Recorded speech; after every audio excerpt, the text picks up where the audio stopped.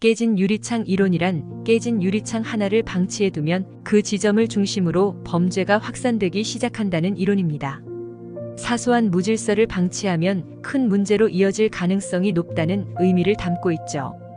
1969년 스탠포드 대학의 심리학자 필립 짐바르도 교수는 매우 흥미있는 실험을 했습니다. 우선 치안이 비교적 허술한 골목을 고르고 거기에 보존 상태가 동일한 두 대의 자동차 보닛을 열어놓은 채 일주일간 방치해 두었습니다. 다만 그중 한 대는 보닛만 열어놓고 다른 한 대는 고의적으로 창문을 조금 깬 상태로 놔두었습니다. 약간의 차이만이 있었을 뿐인데 일주일 후 두 자동차에는 확연한 차이가 나타났습니다. 보닛만 열어둔 자동차는 일주일간 특별한 변화가 일어나지 않았지만 보닛을 열어놓고 차의 유리창을 깬 상태로 놓아둔 자동차는 방치된 지 겨우 10분 만에 배터리가 없어지고 연이어 타이어도 전부 없어졌습니다. 그리고 계속해서 낙서나 투기, 파괴가 일어났고 일주일 후에는 완전히 고철 상태가 될 정도로 파손되고 말았습니다. 이 실험에서 사용된 깨진 유리창이라는 단어로 인해 새로운 이론이 만들어졌습니다. 이 이론은 나중에 세계 유수의 범죄 도시 뉴욕시의 치안 대책에도 사용되었습니다. 1980년대 뉴욕시에서는 연간 60만 건 이상의 중범죄 사건이 일어났습니다. 당시 여행객들 사이에서 뉴욕의 지하철은 절대 타지 마라는 말이 공공연하게 나돌 정도로 뉴욕시의 치안은 형편없었습니다. 미국의 라토가스 대학의 갤링 교수는 이 깨진 유리창 이론에 근거해서 뉴욕시의 지하철 흉악 범죄를 줄이기 위한 대책으로 낙서를 철저하게 지우는 것을 제안했습니다. 낙서가 방치되어 있는 상태는 창문이 깨져 있는 자동차와 같은 상태라고 생각했기 때문입니다. 당시 교통국의 데빗간 국장은 갤링 교수의 제안을 받아들여서 치안 회복을 목표로 지하철 치안 붕괴의 상징이라고도 할 수 있는 낙서를 철저하게 청소하는 방침을 내세웠습니다. 범죄를 줄이기 위해 낙서를 지운다는 제안에 대해서 교통국의 직원들은 우선 범죄 단속부터 해야 한다고 반발하기도 했죠. 물론 당연한 반응이었습니다. 대부분의 사람들은 낙서도 문제지만 우선은 그런 작은 문제보다 큰 문제인 흉악한 중범죄 사건을 어떻게든 빨리 단속해야 한다고 생각한 것입니다.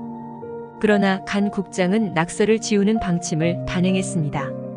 지하철의 차량기지에 교통국의 직원이 투입되어 무려 6,000대에 달하는 차량의 낙서를 지우는 그야말로 터무니없는 작업이 수행되었던 것입니다.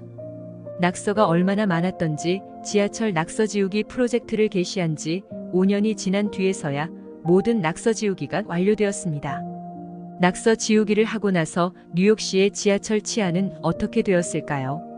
믿기 어렵겠지만 그때까지 계속해서 증가하던 지하철에서의 흉악 범죄 발생률이 낙서 지우기를 시행하고 나서부터 완만하게 되었고 2년 후부터는 중범죄 건수가 감소하기 시작하였으며 94년에는 절반 가까이 감소했다고 합니다.